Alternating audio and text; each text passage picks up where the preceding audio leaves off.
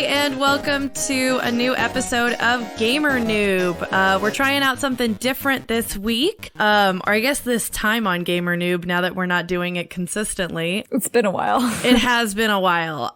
But we are going to do a director's cut of one of our episodes. We're going to be talking about Outlaws Wanted, episode 24. We thought it was a really strong episode and a really strong game that we ran that night.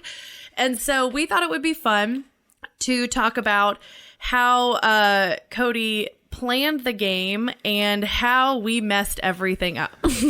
And how it all worked out in the end excellently. It did all work out in the end. Yeah, so it ended up okay. Joining me today, we have Cody and Zach, Caitlin, and of course myself. So let's get started. Cody. Yes. Okay, so I guess the end of episode 23 into 24, we had the Interstellar Council was inducting, I think the correct word is, chaos into their ranks. What did you think we were going to be doing while we were in that office? So, the way I'm trying to do Outlaws Wanted at large and each individual episode is I'm trying to base it on a story circle to make sure that it feels like there's like a narrative conclusion and like it feels like a total story, and there's basically like, so there's like stages in a story circle, right? Mm-hmm. So specifically for me, I believe there's 8. It's go, search, find, take, return, change, right? Change is the last one. It's like the return to normal after finding all of the information, and like the kind of the big moment happens. There's like a big turning point moment, and now it's you guys going back to normal after that. So in the case of this story, where we picked up on this last episode, in that sequence of stages, right? Return was try to expose the truth about the council being influenced by chaos. So that had already happened. You guys had already gone and tried to expose the truth by giving that information to the speaker of the by the head person in the Interstellar Council. Yeah. And the change is so this is like after you guys have already basically gone through the story, the change is getting back to normal with some change, right? Mm-hmm. So in this case, what I had written down, this was all of my notes for the last section, and I feel like you're going to get mad at me once you find out what I have written down is change - return with the keepers in exile. They are all attacked right away once the vote is done. So are many keepers, by not just agents of chaos, but by council guard, navy, and other advocates as well. Advocates was what I originally called the keepers, so that's a typo in my notes. So really polished stuff you have written down. Got it. Fly off planet. The other keepers will be targeted. Rex and Grizzle in the fray. That's what I had written down. That was like the extent. There was nothing else. Because, like, and what I had written above it for return, like, when you guys are going back after discovering that there was that, like, communication hub for chaos, what I had written down is try to expose the truth about the council being influenced by chaos. Decentralized. No one big scary figurehead. The council will... I didn't finish that sentence. And then I had a note about how the council chambers auto-translate, and it'll change how you hear things. That I didn't even end up putting that in the story. The last few stages of my story are always the most underwritten, because I just, at that point, I'm like, there's zero chance that what I have planned will happen. Mm-hmm. Like, you guys will have done something, it'll have changed, circumstances will have changed. So I'm just like, I just don't write the end. I like there's like a big detail. The keepers are going to be exiled. That's it. That's really all I know. So then what my plan was, at some point that vote happens, it becomes apparent that the Interstellar Council are going to become a large antagonist in this story, and you guys just have to escape and try to save as many keepers in the process. Mm-hmm. In my mind, that was going to only be a space battle. So what I thought was going to happen was you would run back to your ship, you would fly off into space while other keepers were doing the same thing. Like there's like a mass rushed exodus as all of these keepers realize that the Interstellar Council has been overthrown. They're all going to try to fly away. And then it'll be up to you guys in a space battle to like try to save as many other ships as possible, right? Mm-hmm. Right. And you guys didn't even make it to your ship. So like everything was different. Like the whole thing. Like, and I knew that Grizzle was going to be there as like a agent of chaos, right? Yeah. That's it. That was all I had. Everything, the whole rest of the episode was just making it up based on what all of you were suggesting would be cool ideas in the moment. Yeah. Which worked out really well, really, because you guys like gave really good suggestions. And we all felt like we had a lot of agency, like the choices that we were making mattered in the moment, even though like you were kind of having to lay the track as we were going. For us, it felt really good because like the stuff that you had in the game, you were able to adapt to the things that we were throwing out there. Right. And so like I knew like motivations of like actors within the world, right? So the what was called the the council guard and the council navy, I knew what they were going to be trying to do while you guys were trying to leave. And specifically with like Grizzle and his ship, I knew that he was targeting all of you. Mm-hmm. And so it worked out really well. So kind of like the order of like you guys ran out of the council chambers. The council chambers. Sorry, I can remember titles of things. You guys ran out of the council chambers and were attacked. And by the time you made it to like the train to try to make it back to your ship, you guys felt tense enough that you thought you might not make it back. And that's good because it makes you start thinking outside of the box. But then you guys kept calling Grizzle, and I'm like, well, that's just like telling him where you are. And he was just waiting. Pinging, yeah, he was just waiting by your ship to attack you. And you're just like, I'm here, I'm here, I'm here. So he like was going to come try to chase you down. And then Vinny's suggestion ended up being great to give a keeper a spare ship, like your ship, because like I said, the whole point of this at the end was trying to save the keepers who were like exiled at this point. And so you guys like gave up your ship to achieve that end because like you had just kind of come to the conclusion that was a good goal to have. So I'm like, great, we're all on the same page. Because you were gonna have to do that anyways, so you got a lot of like bonus points to saving keepers by like giving them a ship and letting them defend themselves. Mm-hmm. So if we had gone back to our ship, he wouldn't have, like in your head, he wouldn't have destroyed us by the time we got there. No. It was going to be like you got on board your ship and then Grizzle was once you like made your way into space, Grizzle was going to be behind you chasing you. Okay, so you like turn on the ship and then he shows up. Yeah. It would be like that classic Star Wars thing where you like see a ship fly away and then you see another one tailing it, you know, and by the time you got into space, you'd be in combat with him. But it ended up working out that to me, like that scene of you guys seeing that spaceship flying across the city towards you and not knowing whether it was there to help or hurt was really cool. So I liked that kind of, the set piece of that, you know? Yeah. Like having an unknown entity coming towards you and then kind of racing a train, I thought was really cool.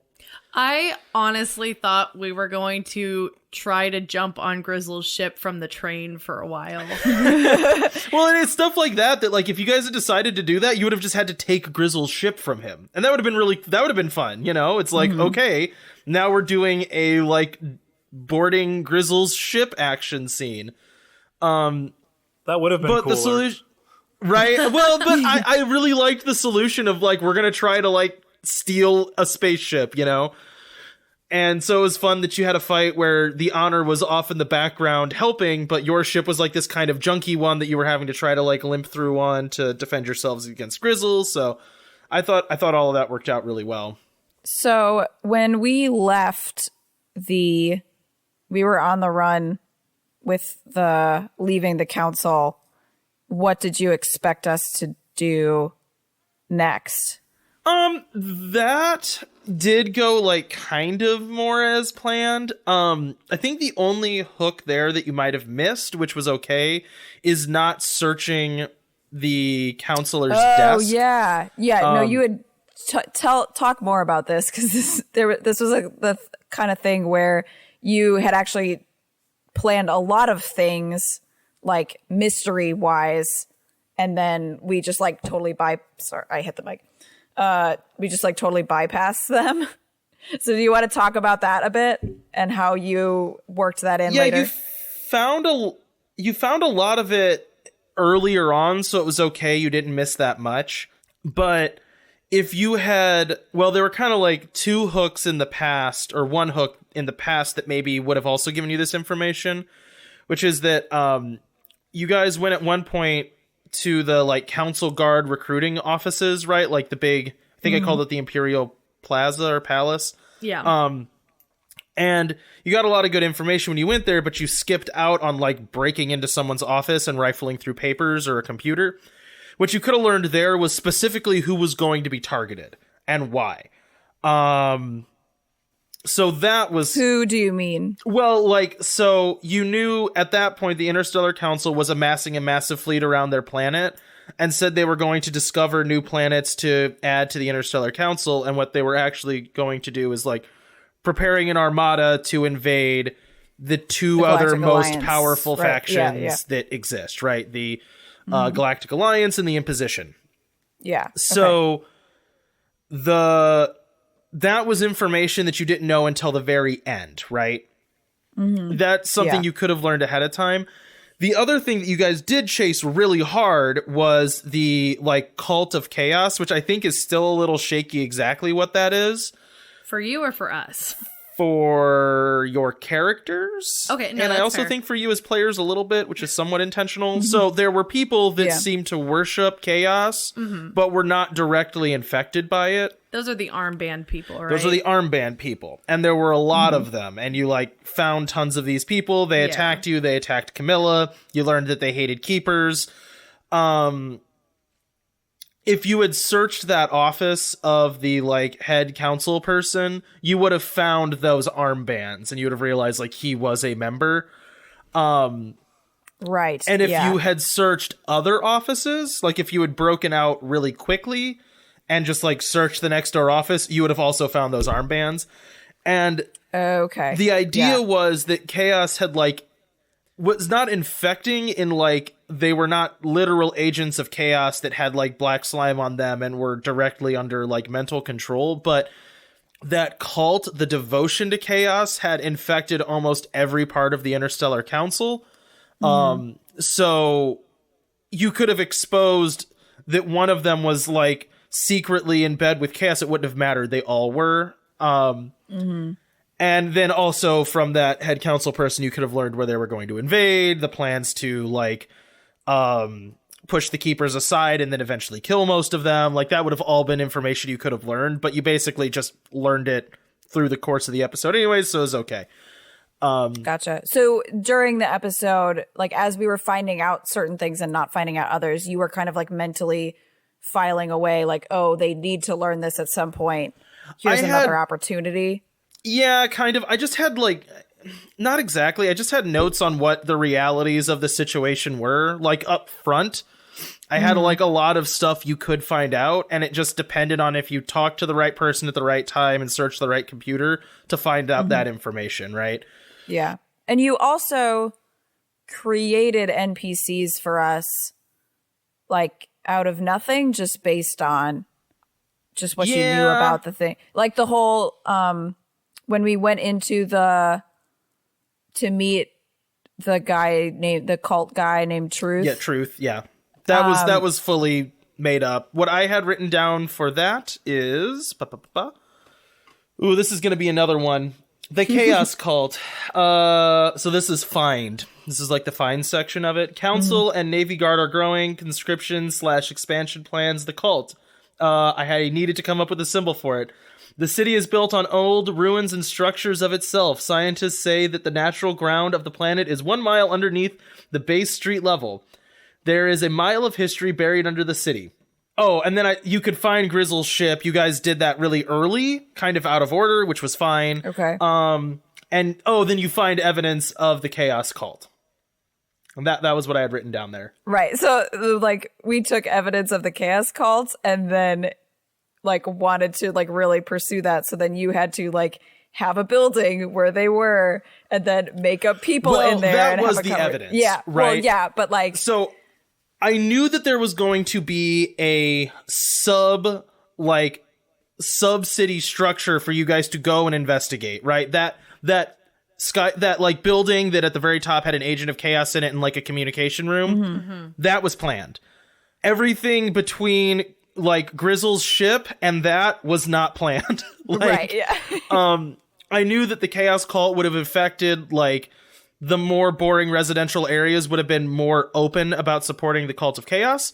And then you guys just asked a lot of questions about it. So I was like, okay, there's a restaurant that has that sign. You can go in and talk to a guy. And I'm like, but if he's like Chaos Cult guy, he hates keepers, like hates keepers.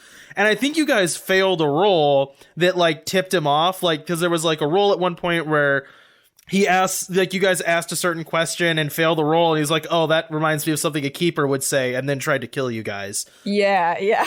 So it was that like kind of stepping events that led to the creation of that character. Oh, and then also just the other keepers that were imprisoned were also kind of made up on the fly to be like a goal for stakes and a goal for Camilla, who was just kind of along for the ride. Yeah. Yeah. Would you, going like a little bit off what we were just talking about, would you say that it helps for you when you like do all of your improv, like knowing like our characters pretty well at this point? Kind of. I would say it's more that what makes it really easy to do improvisational stuff is when you guys come up with really good ideas. So, knowing your characters can help, but what really helps is when your characters are like active participants in the world. So I have an idea of how this is going to go. You're going to go back to your like at the end, right? There's going to be a little scuffle on the train. You're going to go back to your ship. You're going to fly off into space and have a space battle. Instead, there's a little scuffle on the train. You guys are terrified. You like throw a bomb as a distraction to steal another train to go steal a ship. You give your ship to the keepers. You steal one. You get attacked by... It's like way better because you guys suggested much better things than the very basic structure I had laid out. So you guys being characters helps a lot because it lets me go, oh okay, sure. Like... You wrote a better story than me, so yes, that happens now. It's easy to say yes to a good idea. Yeah. If I'm like, this was because that was the thing when Vinny was like talking about, oh, should I steal the ship? And he was like, well, or should I give away the ship? And he's like, I don't want to do this if this is going to screw you guys over, but I feel like it's something my character would do. And I'm like, yes. Yes. It is so much better than what I had written down. Yeah. Cody just frantically scribbling out, like rewriting his notes. I had this the whole time. You were definitely supposed to give up your ship. Yeah, that was all me. Yeah, so it's like letting go of this is how. Yeah, it's why I don't write the end of my games. We've been talking in these terms. Yeah, like we've been talking in these terms of like this is how it should have gone, quote unquote. Yeah. But it's letting go of that idea of the mission having a should have to it. Well, and versus it's a difference just having stuff that is of like, I knew the end point of this story, right? There was a conclusion that was going to happen. You guys could not stop the Interstellar Council invading the rest of space. Mm-hmm. You could have not done as good of a job saving keepers, and that would have had a consequence, like less keepers around, or maybe only Camilla surviving. Camilla was very mortal through the whole thing. She could have been killed if you guys hadn't like intervened and protected her. Well, I'm glad we did because I like her a lot. Right. Yeah, she's a good NPC. So it's like all those things like that were potentials for failure, and you guys just happen to do a really good job and narratively make cool decisions, so it worked out. So it's like, for me, it's knowing what stuff is fixed, what stuff is flexible, and letting you guys get there in whatever way you see fit. So like, I know where the end is going to be, but the path there is like, however you guys want to get there, you know? I was gonna say, like, being really selective about what counts as a fixed point. Yeah.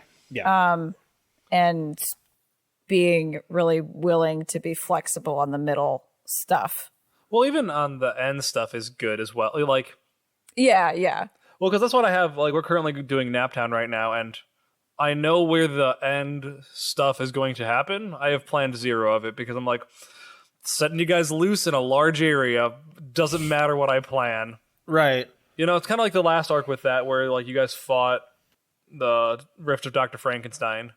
I'm like, I didn't plan any of like that part, like other than giving him a few tags for if you fought him. Yeah, you just have prep about the character itself. And then, right, and I'm like, he's in a secret lab. You decide what that looks like. Can I sneak around? Yes, you can.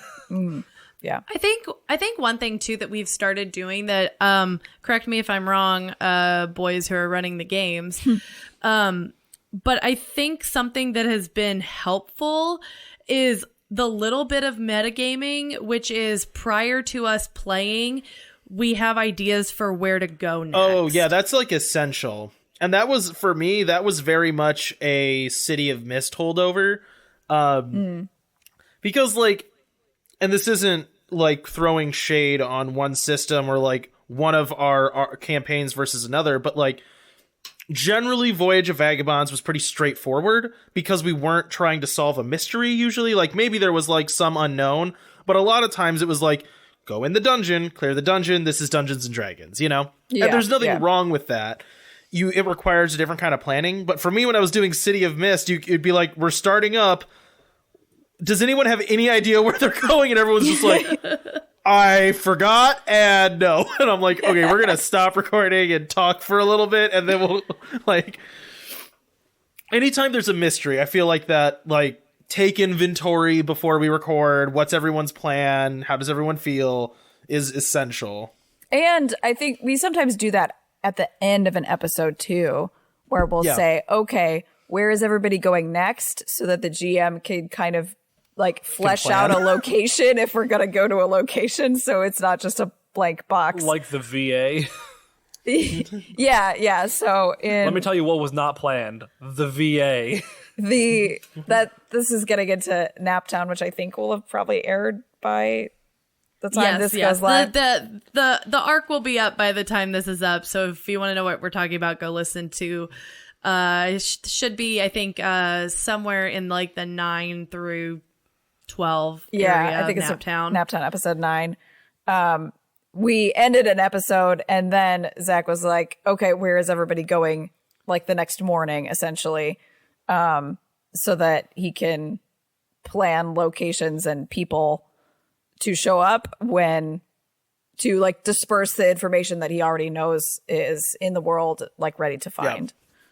Yeah. And it's a smart way to go with that, you know, because there is like risk in making up as much as I do on the fly. It is not perfect system at all, because like accidental self-contradictions can happen, or just like boring or samey interactions can happen, which like I feel like I've gotten better at with practice.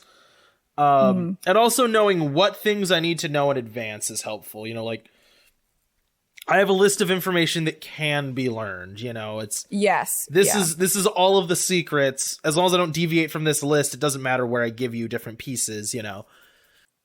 And that's something that I don't know what system this was in. It might've been City of Mist, but I remember starting to use it when I was running Star Wars, actually, is like having like, if you have like a piece of information that the team needs to find out, you have to like seed it in like 3 locations. Yeah. So there's three ways to get one piece of information because of the uncertainty of roles and stuff. Right.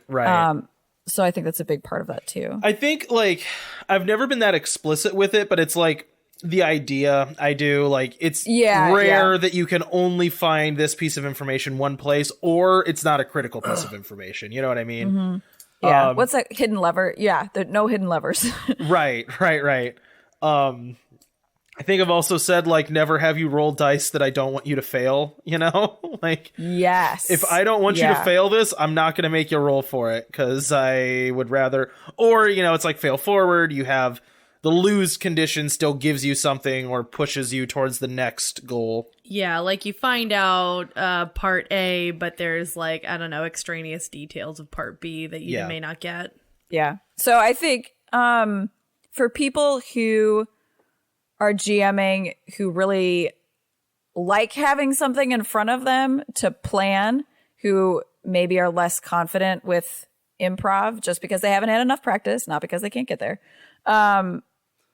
What would you suggest to people who have like a different GMing style from you that would still help them be flexible on the fly? I think I still really like the story circle thing that I'm doing, where I'm like, I have narrative stages of the story that ideally make it feel more fulfilling by the time you get to the end and less wandery. Okay. I think that's really good to give you like a structure that you can almost like fill in the blanks of the details of. Mm-hmm.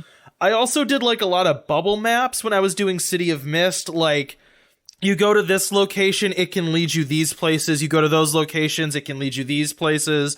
These people are there. These details are there. So then each like scene has a bubble of who you can talk to, what you can learn, and where it can lead. Mm-hmm. And that's kind of how I mapped out the flow of a mystery in City of Mist. So for me, those two things are like visually what I do to plan. And for me, like, if you want to take baby steps on getting better at improvising, like, just give yourself less information. Like, you can flesh out as much as you need, but like for characters and stuff, just say they know these two things, their personality is X. You like give them a trait or two, and that way you can start easing yourself into improving instead of being like writing out a script of what this guy will say. You know, like, I don't think I've ever written out what a character will exactly say. Like, the most that I do that is like the intros and outros for City of Mist, where I write those ahead of time. I'll sometimes have monologues written out that are tripped, but usually what it is I have like a personality and I know what they know, and then I'm just talking to you guys, whatever you ask, however you ask it, and then that gets wishy-washy with when I decide to make you roll versus when I don't. Because, like... That is the one hard part. Yeah, because it's like, I want the conversation to... It's a tricky thing. Like, it's like making a charisma roll. That means that you, the player, your skill of being charismatic means nothing because you still have to make the dice roll. Yeah. Which is super frustrating to me, personally. That's why I... Well, and I try to, like, if you guys do a really good job of, like, presenting it in a light that I can't argue with, frequently I'll either give benefits to a roll or you just get it without rolling. Like, I have done that where, like, you just talk the conversation right, and I give you information, you know, and it like it does happen, but then there's other times where it's like directly like I am either lying or trying to coerce information or trying to sweet talk information where I'm like, okay, let's leave that up to the dice, you know? Well, that's why I like rolling beforehand for a lot of charisma checks. Where it's like the point of RPGs is to role play in a lot of ways, in my opinion. Well, and especially how these we play RPGs, it is. Yeah. Well, I mean, some people disagree. Like, they want combat simulators, right? You know? Yeah. So I don't want to say that this is the only way you can play RPGs, but for me, it's like like in City of Mist this time, it's like, okay, like I'm going to this guy to get information out of him. I'm like, cool, roll whatever check you're gonna do, and then role play how your dice fall. Yeah. You know, where it's like, oh, I rolled a success. Okay, you're gonna get information. How do you do that? Or, oh, you completely botched that. You don't get any information with this guy. How does your character screw this up? It's not like I made a really good argument that has no flaws, and he said no. Right. So then you get to choose. You still get a sense of right. Like, you still have a choice, and it doesn't feel like I don't feel like I'm being cheated when that happens. Where it's like, okay, I roll the dice. Like, the dice are part of this game. I make an argument. I make an argument poorly. Yeah, and then you get to have fun with role playing how your character makes the argument poorly. Which is a nice character moment. Which I haven't done that a ton in Outlaws Wanted as Sully, but I do just argue things poorly because his charm is terrible. Yeah. Well, right, and that's where like the to me, the tricky part of any of these games is like the less game there is, the better. Like the point of it is almost live theater. Like that's like the purest form. It's just at some point, like it's difficult to fail on purpose as your character because it would be good for the moment, you know? Mm-hmm. So that's where, to me, having a system of making decisions is good. But anytime I can let it be more that you are being true to your character and acting in the world, I like that more. But I do like having the dice rolls first, and then you role play out the scene that you rolled, basically. Mm-hmm. Yeah. Yeah, I would say that's a really good, like, I recognize that a lot of games now are being run as more narrative than they really ever have been before. And so, like, these are definitely tips for if you're trying to run a very story-centric game versus, you know, go through the dungeon, do the cool thing. And like I said, neither is better or worse. They're different things. They are different things. And we are not dungeon crawlers, man. We are so not dungeon crawlers. No. I think... I mean, that has its fun. I do at times enjoy the getting loot and finding dragons and stuff, but it's not what Outlaws Wanted is for sure. Well, I mean, I don't think even Voyage of Vagabonds was really that. Not fully, no. Like it had elements, but it was not. Then it wasn't. It had the right amount to me, where it's like, oh, there's fun dungeons to go through still, but it was not a dungeon crawl. Like it was not Diablo 3, where it's just like the goal is to get better loot by killing monsters, so you can kill more monsters to get better loot. You know, like right. Yeah. We are very story centric people. The only one of us that I could see that would enjoy doing that more often than we do is probably Vinny, because he likes the tactical planning of that. Mm-hmm. Yeah. But even and I mean, there's like the crunchiness of really actually building a character in D&D that can be fun. Yeah. That is this challenge. Let me tell you, in a very narratively driven game, leveling is, I don't precisely know how to handle well. City of Mist, because it's really easy to just be like, great, you have become deities. Like, all right. Yeah. Ta-da. Well, we are a little off of our specifically episode 24 director's cut topic, but do we want to jump into kind of more broadly talking about the arc? Oh, yeah, we can if there's like specific questions. I mean, we already did a little bit with like that character Truth, who was like a cultist, was fully made up just so you guys would have someone to talk to. Yeah, I guess if we want to go back like to the very, very beginning of the arc. Ooh, yeah, we certainly can. That has more stuff written down. Yeah, which is, I think it is interesting to talk about that last episode 24 episode, just because of how little you planned and how much agency we had. Yeah. But also jumping into a story, there's, even for someone like you who likes improv, there's even more planning. Yeah. It sounds like. Yeah, just like juxtaposing what the end looks like and then how much you start with to get to that point. if they justify the means, that kind of thing. I had an opening narration about like the Grizzle and Rex being like pinned down. You now know on Avis, you know? Mm-hmm. Well, that was Sully's dream, wasn't it? Yes, and that was on a roll plus weird. There was some stuff that was going to happen if you failed that roll, which I don't want to give away because it still might actually happen. Okay.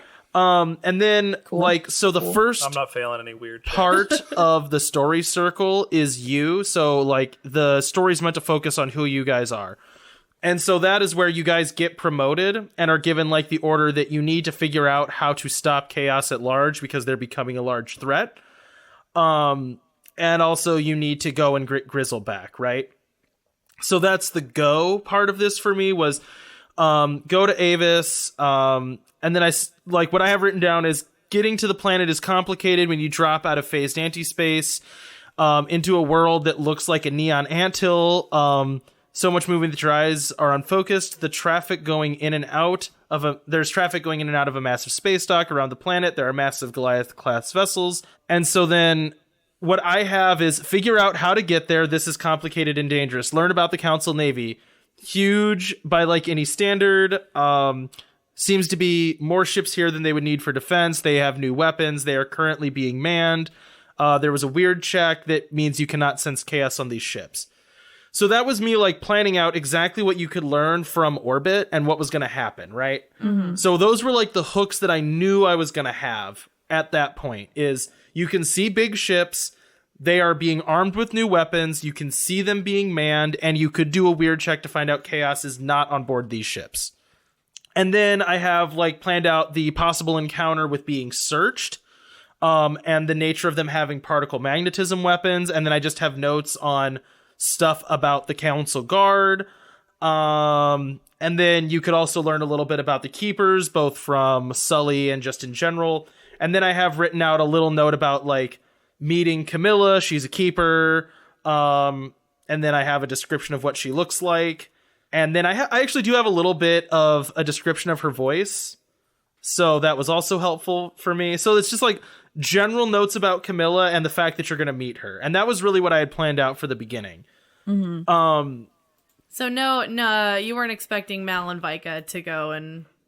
No, that was the a hard guard. choice that I had to make on the fly because you wanted to keep investigating them. Yeah. And you did get more information on the Council Guard because of that. Like, that's where you found out that they hated Keepers and that they were like, I don't know if xenophobic is the right word. Maybe just in generally kind of fascist. And also, like, you doing that was a fun way to have Camilla introduce herself by just, like, meeting you on top of that ship, like, or on top of the barracks. Like, wait, what are you doing up here? Yeah, like that was a really fun scene and a really tense one for them because they had to choose whether to keep pursuing. I want to say it was a mixed success, and it was like, if you keep doing this, you're going to get caught. Yeah. But you'll get something from it. So then they had to choose, yeah, we want to get something more from this. And then have a chase, and then have Camilla be introduced through that. I thought was really fun. Which then made our introduction to the actual planet a little more difficult.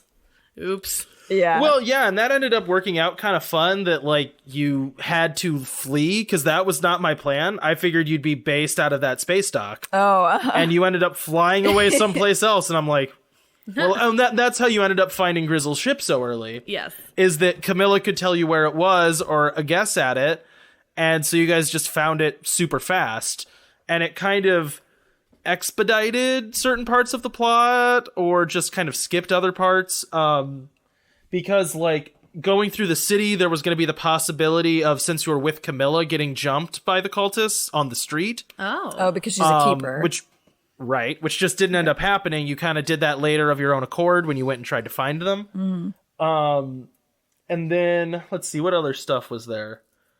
Oh yeah, then it was going to be like, you know, go into bars that Grizzle might have investigated and try to talk to someone and figure out where he is, and that would have eventually led you to his ship. But instead you just kind of flew there, which was like, fine, you know? It just worked out that way. But I mean, at that point, what I had written down was like clues and events that could happen that I thought would be good ideas, like getting jumped in the street by the cult, going and talking to criminals in a bar, going and searching a military base. Like, those were just kind of general notes that I had written down and some information that you could find. And then you guys kind of yourselves actually came up with the idea of searching a lot of those places. So I was like, it works out. Yeah. great. Good job, everyone. Way to come up with my plans for me. I don't have to do this anymore. Well, because what I remember about, like, because the finding Grizzle's ship was, I want to say, like, the end of one of the episodes, and I think I remember, at least me, I think someone else was like, I don't know where to go from here. Yeah. Which is where we just metagamed a little bit and came up with some places. I don't even think that's like metagating at a certain point. It's just like keeping the game like going instead of just being like flailing at the darkness for an hour. Yeah, it's just That's a conversation that you could either have at the table while people are getting frustrated, or beforehand. And then if you have it beforehand, you just kind of remove that risk of people getting mad at each other. So I'm like, all right, fine, no problem. Always good. Yeah. And the way that we play weekly, so there's a whole week to figure it out instead of, I guess, like a Right. what might end up being a very long span of time in the middle of your game trying to figure out where you're going. Yeah. Yeah. Well, and like you kind of hit a point where you didn't know where to go, but then you came up with some very good ideas that were like solid plans that worked out for you guys, you know? I think it's always a good idea, like if you need to just like take a time out and be like, me as a player, Caitlin, doesn't know what to do next. And then the GM can give suggestions or just give you the space as players to like step back and be like, okay, what are we doing? Because like in this case, we had good ideas. We just needed a second to realize them, I guess. Yeah. Well, that's true. And allowing that space for like inner character roleplay where you guys in character talk about what you want to do, I also think is a really good idea. Yeah, encouraging that as a GM. Yeah. Because I mean, like, some of the scenes between characters after the arc was just like all of you kind of talking about, or I think it was mostly Mandy and Mal just kind of talking about what had happened and what could possibly be done to stop it. So I liked that as well, that it was as characters in the world, they're planning what things might happen and what things they could do to help, you know? Yeah, especially because we're in charge of chaos now. Right. Well, and that helps me plan, as Zach said. It's nice to know a direction so I can start writing a game. Yeah. Amen.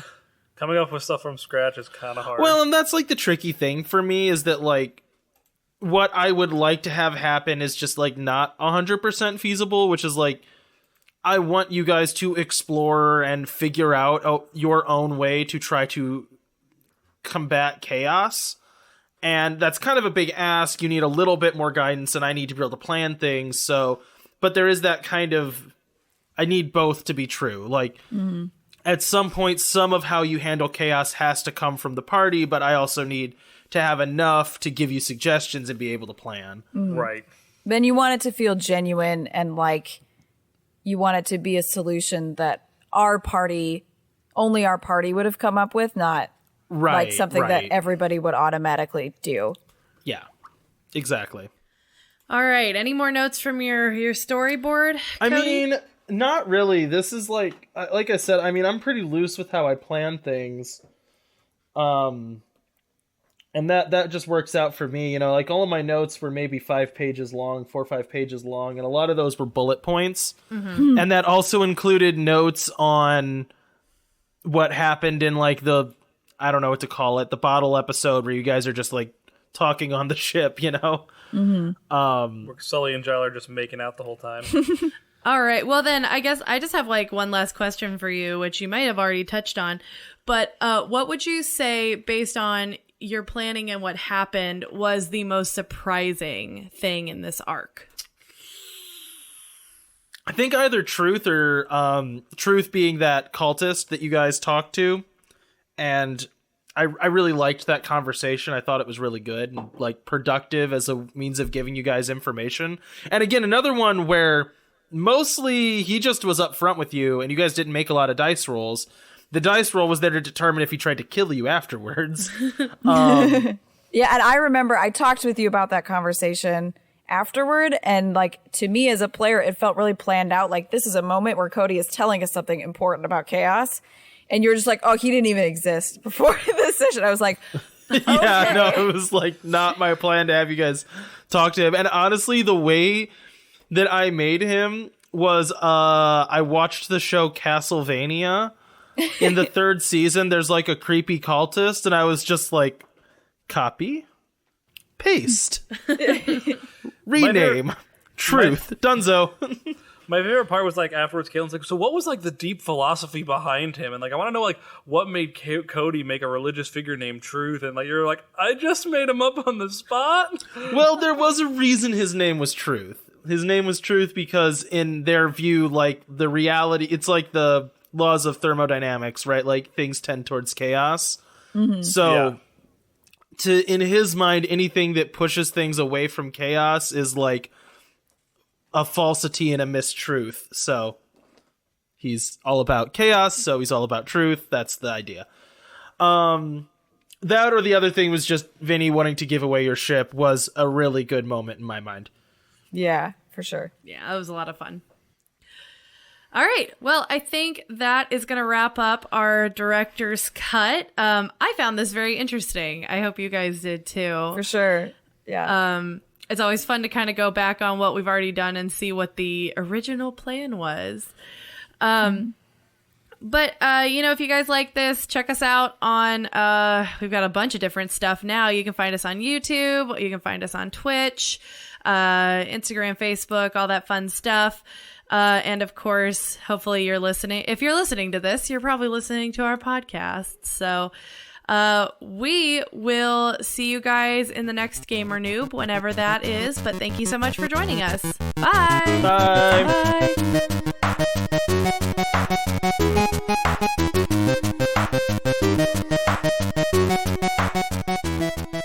Thanks for listening to this episode of Gamer Noob. You can find us at any of our social media in the description. Outlaws Wanted is a homebrewed version of Powered by the Apocalypse. Until next time, Wanderers.